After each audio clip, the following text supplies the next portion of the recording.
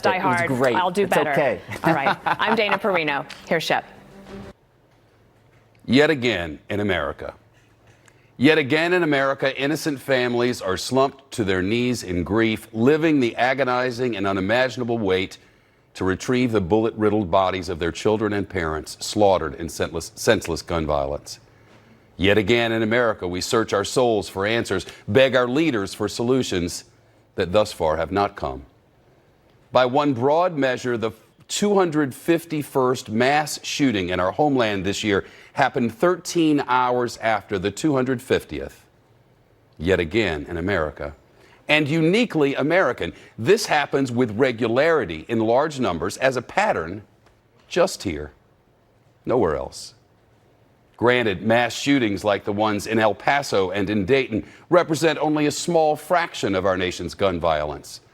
But attacks like these are all the more traumatizing, perhaps because after the fact, we can all put ourselves there.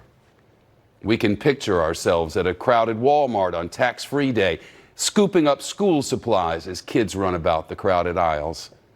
We can relate to being at a bar late on a summer Saturday, having a conversation and a laugh with some friends. And now we know what it looks like and sounds like when the regular stops along our journeys in an instant deliver a turning point in our lives or end them, yet again in America. So much of the everyday must-dos are now at least occasionally clouded in fear, like sending our kids to school. Columbine, Little Rock, Pearl, Parkland, Newtown, University of Texas, Virginia Tech. Fear of gun violence. At work, at a stadium, a movie theater, a house of worship, a Walmart, a bar.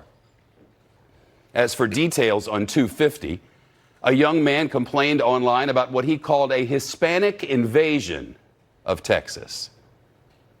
Familiar language.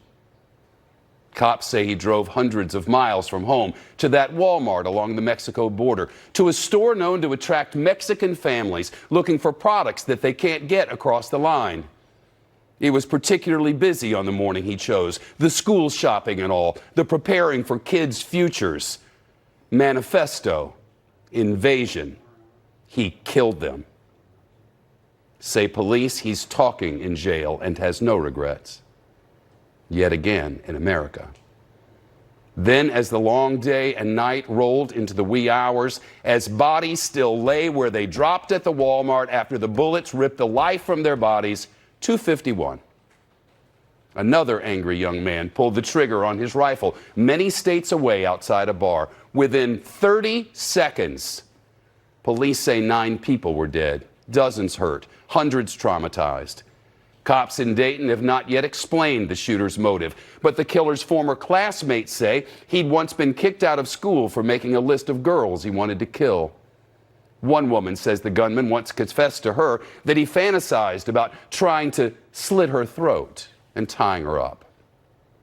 Of mass shooting number 251, she says, "This isn't a mystery to me." Is this shocking to you, debilitating or unimaginable? Or is it one of those things that happens yet again in America?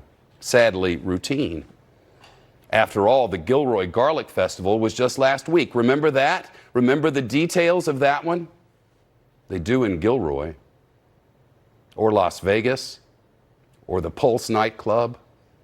The synagogue in Pittsburgh. The Sikh temple in Wisconsin. The Baptist church in Texas. The Bible study in Charleston. You remember something of many, maybe, as a cable news viewer. Likely not all 251 just this year. But survivors will tell you you'd never forget if you saw the killer up close, smelled the blood when it was over, or buried your child. You can't forget. Ever. Each time we hear kids cry, parents pray, and politicians promise, then it happens yet again in America.